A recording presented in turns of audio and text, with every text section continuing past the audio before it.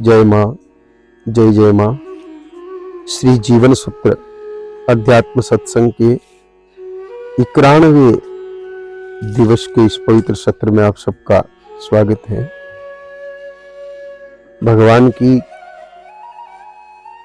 महती कृपा है, ईश्वर का विशेष आशीर्वाद है, प्रभु के मंगल विधान का ऐसा प्रभाव है कि हम शांत भाव से, आनंद भाव से, प्रेम भाव से भगवती गौ माता के पवित्र चरणों में बैठ के, जहाँ ये शहरी का संवर्धन केंद्र है, गौ माता के लाडले, गौ माता के प्यारे राम कृष्ण जी की चर्चा अथवा राम कृष्ण जी के मूल स्वरूप निर्गुण निराकार परमात्मा की चर्चा करने का लाभ प्राप्त कर रहे हैं। भगवान की चर्चा, भगवान का विचार और भगवान के कार्यों की तरह प्रारंभ में अभिनय और धीरे धीरे अच्छे हृदय से अभिनय करने पर अभ्यास, ये सब हमें समय समय परमपिता परमात्मा के करीब ले जाता है, ईश्वर के करीब ले जाता है, भगवान के करीब ले जाता है। ईश्वर की निकटता, परमात्मा की निकटता हमारे मन के क्लेश को समाप्त करती है, हमारे मन के द्वेष को समाप्त करती है, हमारे मन के राग को समाप्त करती है। कई जन्मों का राग द्वेष क्लेश जो मन में समाया हुआ होता है, मन में गहरा बैठा हुआ होता है, वह राग द्वेष और क्लेश जो है वह कम से कम उस समय तक के लिए तो शांत हो ही जाता है जब तक हम भगवान की चर्चा करते हैं। किसी के प्रति हमारे मन में शत्रुता का भाव है, दुश्मनी का भाव लिए हम बैठे हैं, किसी के मन में, किसी के प्रति हमारे मन में द्वेष पला हुआ है, लेकिन जिस समय हम भगवान की चर्चा करते हैं उतने समय के लिए हमारे स्मरण में द्वेष रहता नहीं है। उस समय हम कुछ क्षणों के लिए, कुछ पलों के लिए, कुछ देर के लिए उस बुरे विचार से दूर हो जाते हैं। वह बुरा विचार हमारे से दूर हो जाता है, यूं कह लीजिए। जिस प्रकार प्रकाश होने पर अंधेरा दूर हो जाता है, वैसे ही भगवत चर्चा करते समय सहज, स्वाभाविक, अपने आप प्रभु की कृपा से वह रागो द्वेष का भाव वहां से हट जाता है। तो ऐसे तो प्रारंभ काल में साधक को विशेष अभ्यास नहीं होने के कारण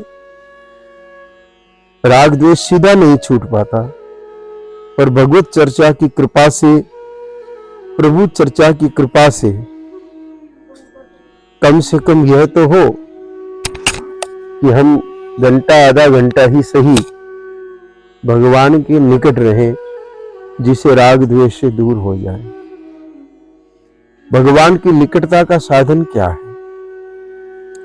किसी के निकट जाने के कुछ विशेष साधन हैं। जैसे एक साधन है चिंतन, जिसके निकट दूर रह करके भी निकटता चाहते हैं तो उसका चिंतन करें, बैठ के उनका विचार करें, उनके कार्यों का विचार करें, उनके स्वरूप का विचार करें, उनके गुणों का विचार करें, उनकी प्रकृति का विचार करें। और दूसरा साधन, उनके कार्यों का अनुसरण करें, उसे भी निकटता आती है। जैसे श्री कृष्ण की निकटता चाहिए तो श्री कृष्ण की जी के जो कार्य हैं, गौ सेवा है, गोचारण है, वत्स वत्सा इत्यादि के साथ जो उनकी लीला है, वो जो सारी चीजें हैं, वो सब का सब निकटता देने वाला है, समीपता देने वाला है, सामीप्य देने वाला है। तो भगवान की गोचारण लीला हम करने लग जाएं, जब बछड़े चराएं, गैया चराएं, तो मन में ये भाव रखें कि ये हमारी नहीं, कृष्ण की गैया है। भक्ति का एक बहुत सुंदर स्वरूप है ये। भक्ति का एक स्वरूप तो है कि भगवान के विग्रह को प्रेम से नहलाओ, उनको वस्त्र पहनाओ, उनको चंदन इत्यादि से चर्चित अर्चित करो, उनको धूप दीप नैवेद्य इत्यादि से रिझाओ, उनको कीर्तन इत्यादि से प्रसन्न करो, नाम जप से प्रसन्न करो। एक तो भक्ति का ये साधन है जो आपको हट करके करना पड़ेगा, उसमें विचारों से काम नहीं चलेगा, उसमें आपको क्रिया में भी लाना पड़ेगा।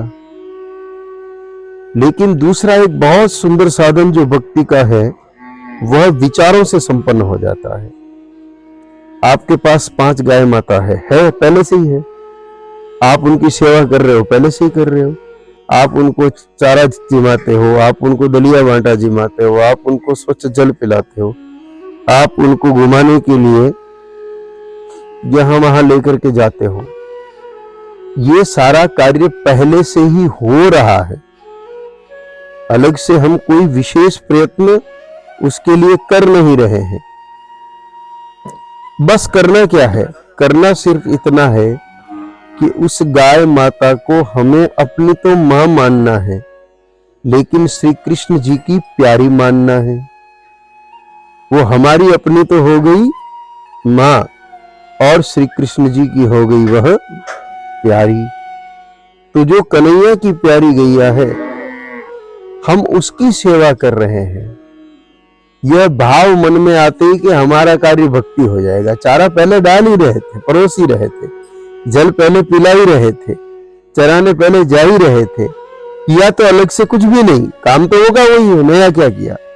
लेकिन केवल मन में यह भाव आ गया कि ये मेरी माँ है और कन्हैया की प्यारी है, तो कन्हैया की प्यारी होने के कारण मैं इसकी विशेष सेवा करूं, इसको अच्छे से रिझाऊं। ये श्री कृष्ण जी की गाय माता है। इतना भाव मन में लाते ही के, इतना भाव मन में आते ही के अपने आप स्वतः उतना समय भक्ति में चला जाएगा। अगर कोई आदमी सुबह 10 बजे गाय माता को गोष्ठ से लेकर के जंगल में निकलता है और वह शाम को 5 बजे घर आता है, 7 घंटे तो ये हो गए। फिर चारा पानी इत्यादि की सेवा में उसको 2 घंटे और लग गए तो 9 घंटे हो गए। 9 घंटे तक वो गाय माता की सेवा करते हुए मन में ये भाव रखे कि ये मेरे कन्हैया की गैया है, इसलिए मुझे इनको चराना है। तो 9 घंटे की उसको विशेष भक्ति का फल प्राप्त हो गया। 9 घंटे तक जो आदमी एक स्थान पर बैठ करके भगवान का स्नान, वस्त्र परिवर्तन, उनका श्रृंगार, उनका भोजन इत्यादि जो कार्य संपन्न करता है, उसमें जितना फल नहीं मिलेगा उतना फल सीधा यहां मिल जाएगा, क्योंकि वहां विग्रह की सेवा है और यहां सीधी सीधी चलते फिरते उनके कार्य की सेवा है। जैसे एक सरल उदाहरण से समझिए,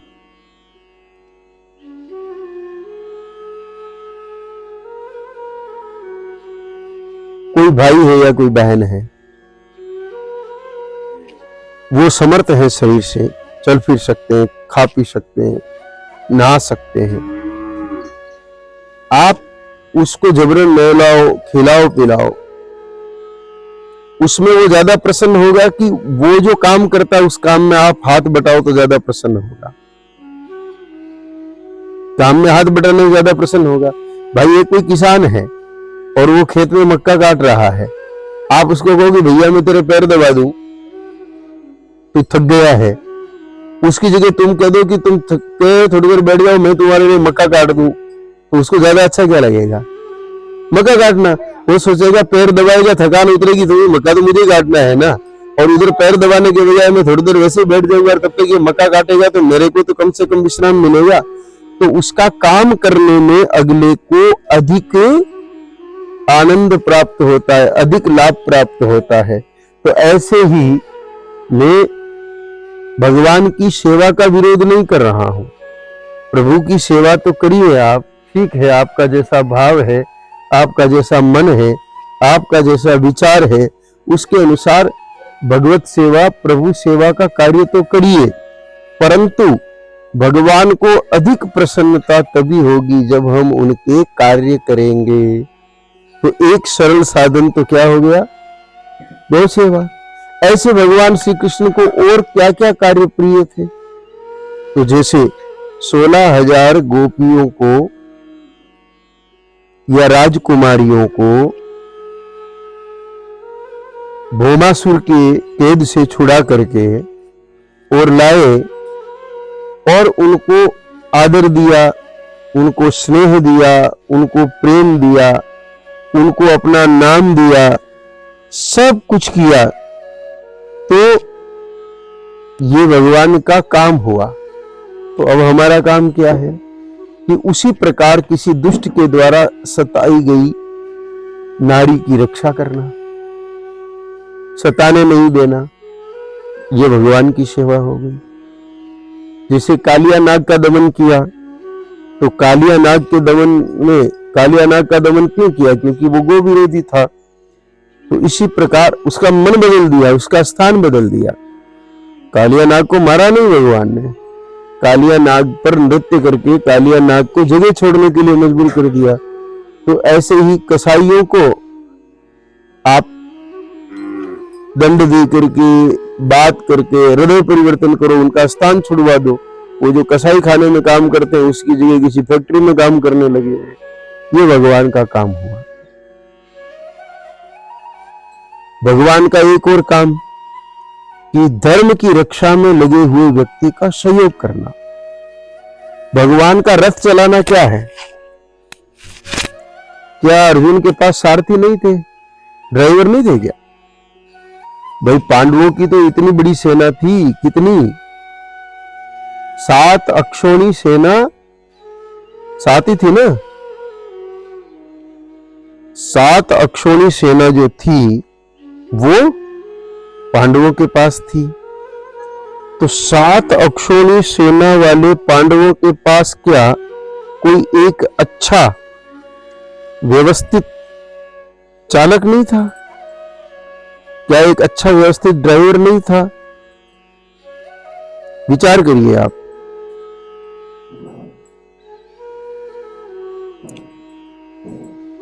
भाई बहुत सारे होंगे, इसमें कोई शंका वाली बात ही नहीं है। 7 अक्षौणी सेना इतनी बड़ी होती है कि अनेकों अनेक चालक थे। हर शासक 2 ड्राइवर रखता था, 2 चालक रखता था, 2 सारथी रखता था, जिसके पास रथ होता था। क्योंकि सुबह से शाम तक एक ही सारथी के थकने का खतरा। इसके अलावा कई बार युद्ध में यह होता है कि सारथी मर जाता है तो कोई युद्ध थोड़ी रोक देते, वो तुरंत दूसरे सारथी को बिठाते। तो 2 भी तो थे, अर्जुन के कोई और सारथी बन जाता।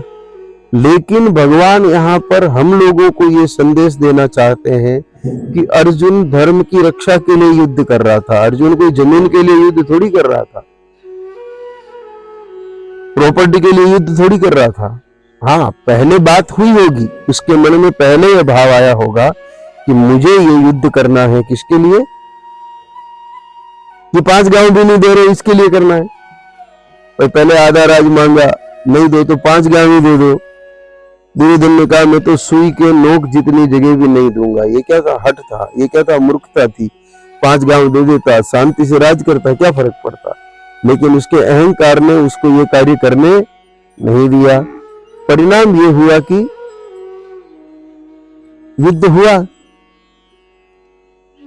परिणाम क्या हुआ? युद्ध हुआ। ये अविवेकता के कारण हुआ।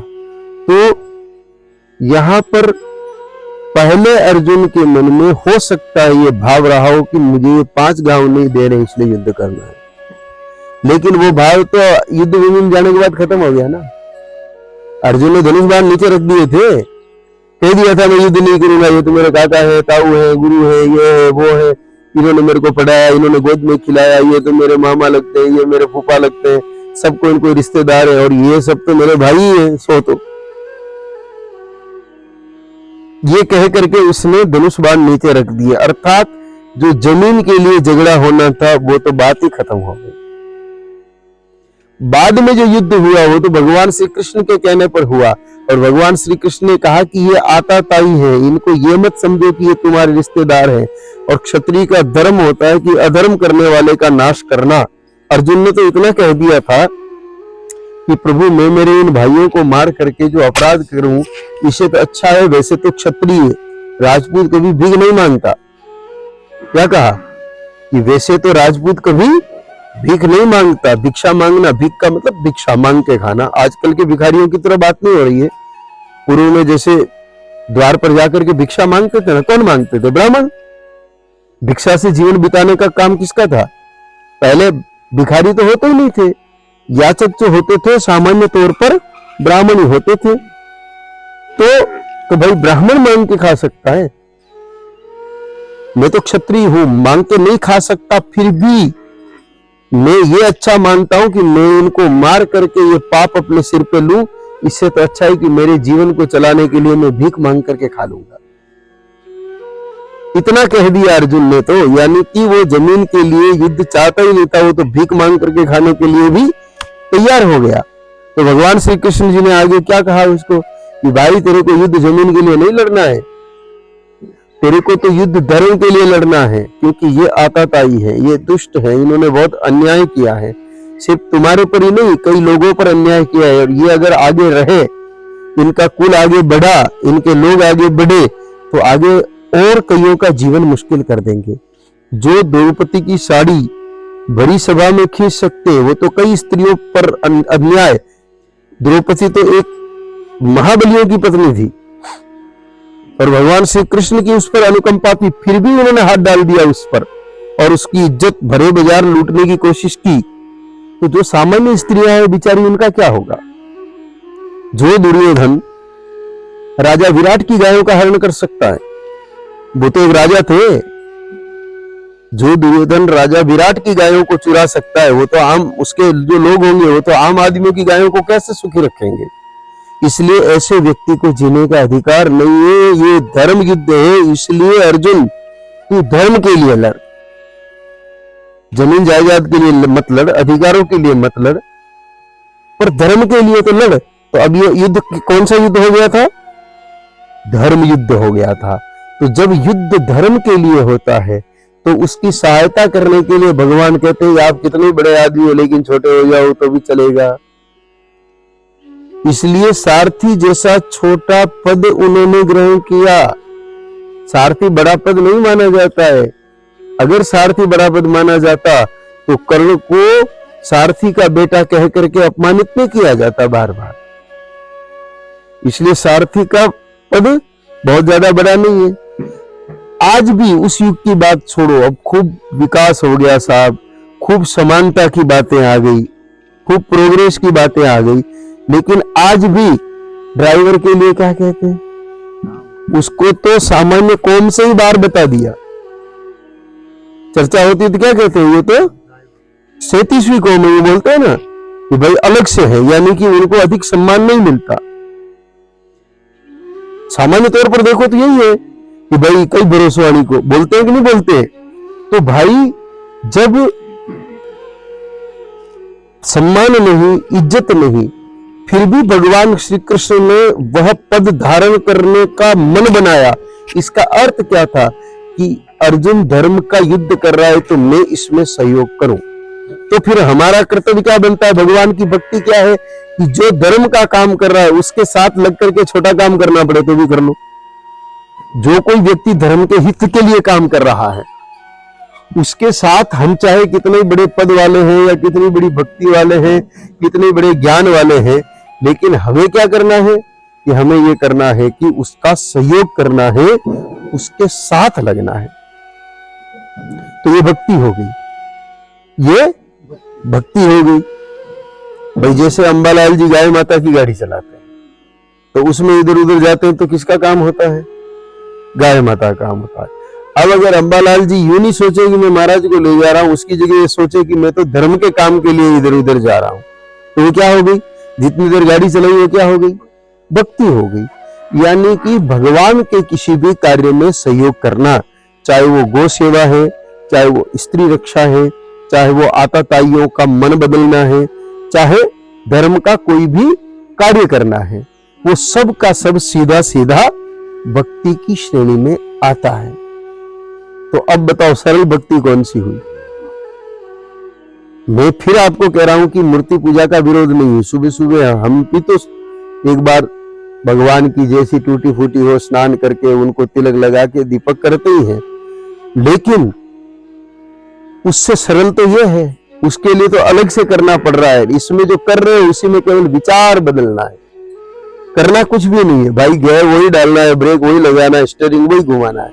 सिर्फ विचार बदलना है कि मैं ये काम धर्म की सेवा के लिए कर रहा हूं, इससे धर्म का काम होगा। कि मैं गाड़ी किसी व्यापारी की चलाता और एक जगह से दूसरी जगह ट्रक में माल भर करके ले जाता तो भी था तो वो काम ही, लेकिन उसमें पुण्य तो मुझे कुछ मिलता नहीं, धर्म का कोई विषय था नहीं।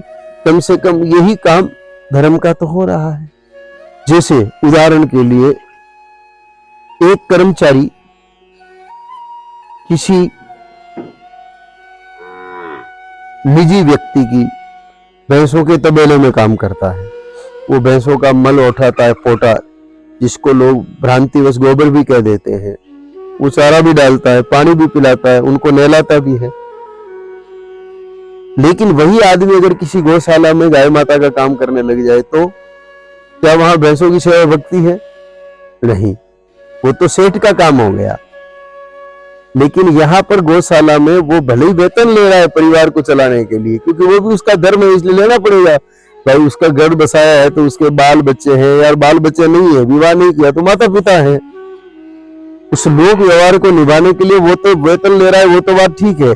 लेकिन वो जैसे उस सेवा के बदले किसी गौशाला में सेवा करेगा, सेवा करते समय उसके दिमाग में उड़े कि नौकरी तो मैं कहीं भी कर रहा था, यहाँ पे भी कर रहा हूं, लेकिन यहाँ पर मैं गाय माता को अधिक से अधिक सुखी रखूं, क्योंकि गाय माता भगवान श्री कृष्ण की प्यारी है। तो अब तो वो तो 24 घंटे गौशाला में रह रहा है। सिर्फ इतना सा सोच लिया कि ये भगवान श्री कृष्ण की प्यारी है, इसलिए मैं इसको सुखी रखने का प्रयत्न करूं, उसमें उसका तो टोटल टाइम ही भक्ति हो गया। तो बोले उसका तो साधु से भी ज्यादा बढ़िया जीवन हो गया। कोई साधु भी 24 घंटे भक्ति कर पाए ये संभव नहीं है। भगत आ गए तो उनसे बातचीत करने लग जाएंगे, कई बार बातचीत चलते चलते राजनीति की या दूसरी बातों में परिवर्तित हो जाती, तो वो समय तो भक्ति में गिनाता नहीं। लेकिन वह ग्वाला जिसको और कोई काम ही नहीं है, सुबह से शाम तक सिर्फ गाय माता की सेवा कर रहा है, तो उसके लिए तो वो सहज भक्ति हो गई, अपने आप भक्ति हो गई, व्यवस्थित भक्ति हो गई। तो ये भक्ति अत्यंत सरल है। अब इस भक्ति के प्रति हमारा मन कैसे बढ़े, हम ऐसा क्या करें जिससे हमारे मन में यह भक्ति प्रगाढ़ हो। तो उसके लिए प्रस्थान त्रय का सर्वोत्तम साधन गीता जी है। गीता जी का आश्रय लेने से हमारे मन में विचार बदलने का काम हो जाता है। विचार बदलना ऐसे आसान काम नहीं है भाई। किसी आदमी के मन में शौर्य है, मैं बहुत बलवान हूं और मैं जब तक दिन में 2-4 जनों को ठोक नहीं देता मेरे को शांति नहीं पड़ती, अगर ऐसा कोई भाव किसी के मन में है, जैसे ये लोग कहते हैं ना माफिया हो गए या डॉन हो गए या गुंडा हो गए, इस प्रकार के लोग बेवजह छोटी छोटी बातों पर भी कई बार देखा होगा, पता चलता है कि गाड़ी पार्क करने के लिए झगड़ा हुआ, गोली चल गई, गाड़ी वो क्या कहते हैं साइड देने के लिए झगड़ा हुआ रोड पर और मतलब माथा फाड़ दिया, ऐसे कैसे सुनते हैं ना अपन, छोटी छोटी बातों पर भी झगड़ा होता है। उसी झगड़ालू व्यक्ति को अपन चाहे कि वो बदल करके और जैसे कसाईयों से युद्ध करे या पापियों से युद्ध करे, तो क्या संभव है कि हम उसको सहजता से बदल दे? नहीं। लेकिन गीता जी में वो शक्ति है जो विचारों को बदल सकती है। जैसे अर्जुन के विचार बदल दिए गीता जी ने। अर्जुन कहां मोह में पड़ करके धनुष बाण रथ के नीचे डाल दिए कि मैं युद्ध नहीं करूंगा, वो कितने बड़े बड़े तर्क दिए, ये हो जाएगा, वे हो जाएगा, मैं लड़ाई करूंगा तो ऐसे होगा, वैसे होगा, वैसे होगा, वैसे होगा। उसकी जितनी बुद्धि लगानी थी उसने भगवान के सामने लगाई। अब विचार करो, भगवान के सामने बुद्धि लगाई तो अपने सामने तो क्या है? अर्जुन जैसे व्यक्ति ने भगवान के सामने भी बुद्धि लगाई तो अपने सामने लोग लगाएंगे, तो क्या मानेंगे? आसानी से नहीं मानेंगे। लेकिन वही गीता जी का ज्ञान अर्जुन को सुनाते कि अर्जुन का पूरा विचार बदल गया और उसने पूरी तन्मयता से युद्ध किया और युद्ध में विजयश्री हासिल की। अन्याय पर, अधर्म पर विजय उन्होंने हासिल की। तो हम क्या करें? बस यही करना है। उनको भगवान ने सुना दिया हम भगवान की लिखी हुई पढ़ते रहे, सुनते रहे।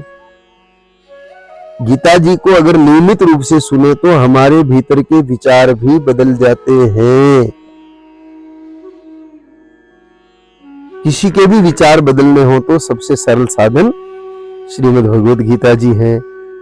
तो यह क्रम जो चल रहा है उसमें श्रीमद् भगवत गीता जी के पहले अध्याय के 19वें श्लोक की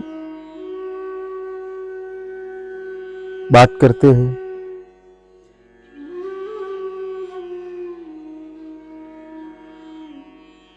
उन्नीसवां श्लोक कहता है,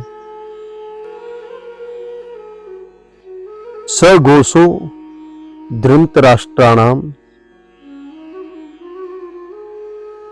सघोषो धृतराष्ट्राणाम हृदयानि व्यदारयत नभश्च पृथ्वीं चैव तमुलो व्यनुनादयन्।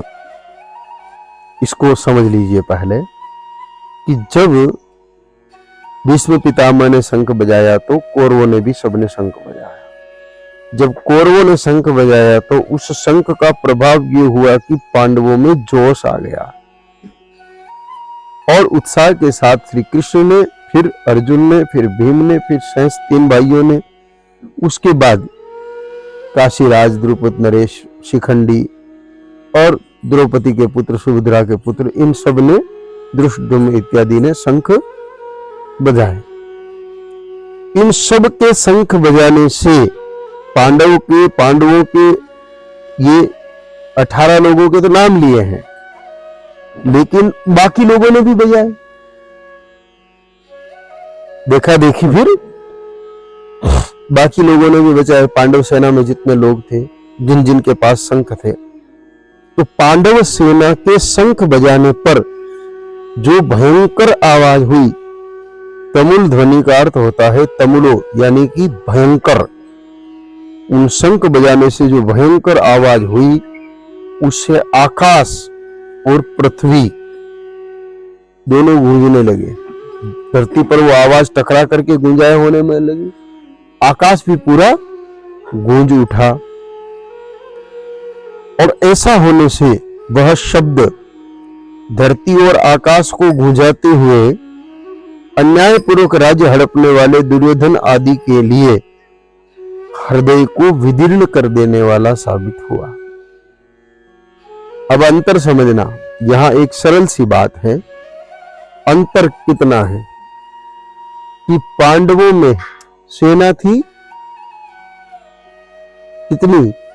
7 अक्षोणी। कौरवों की सेना 11 अक्षोणी, 1.5 लगभग कितनी? 1.5 सेना। तो 11 अक्षोणी सेना के लोगों ने केवल शंख नहीं बजाए। उस श्लोक में स्पष्ट लिखा है कि भीष्म पितामह जी के शंख बजाने के बाद कौरव सेना में योद्धाओं ने शंख, भैरी, अणक, गोमुखा यानी कि ढोल, नगाड़े, तुरही, रणभेरिया सब बाजे बजाए। लेकिन इतने 1.5 लोगों ने बजाए और सब बाजे बजाए और शंख भी बजाया, लेकिन उससे पांडवों का उत्साह भंग नहीं हुआ। पांडव सेना कमजोर नहीं पड़ी, बल्कि तुरंत उसका जवाब देने के लिए 5 जन्य और 5 जन्य के साथ अनेकों अनेक पौंड्र हो गया, सुघोष हो गया, अनंत विजय हो गया, मणिपुष्पक हो गया, ये सारे शंख बजाए। तो उधर 11 अक्षोणी सेना शंख बजा रही है, उसका बुरा प्रभाव पांडवों पर नहीं पड़ा, लेकिन केवल 7 अक्षोणी सेना ने शंख बजाया तो उसका फर्क ये पड़ा कि पांडवों की शंख ध्वनि के प्रभाव से कौरव सेना के दुर्योधन इत्यादि के, धृतराष्ट्र के 100 पुत्रों के हृदय विदीर्ण हो गए। विदीर्ण होने का मतलब कलेजा फट गया। उस आवाज से ही कलेजा फट गया, ऐसी स्थिति पैदा हुई। तो यहां प्रश्न पैदा होता है कि ऐसा क्यों हुआ, ऐसा कैसे हो गया? ऐसा तो नहीं होना चाहिए था। भाई शंख ध्वनि से जो उनसे कमजोर है संख्या के हिसाब से, और केवल शंख ही है, उस शंख ध्वनि से ही हृदय विदीर्ण कैसे हो गए, इस प्रश्न का उत्तर हम अगले भाग में समझने का प्रयत्न करते हैं। क्योंकि इस भाग का समय पूर्ण हुआ, इसलिए इस भाग को समाप्त करते हैं। जय मां, जय जय मां। ओम।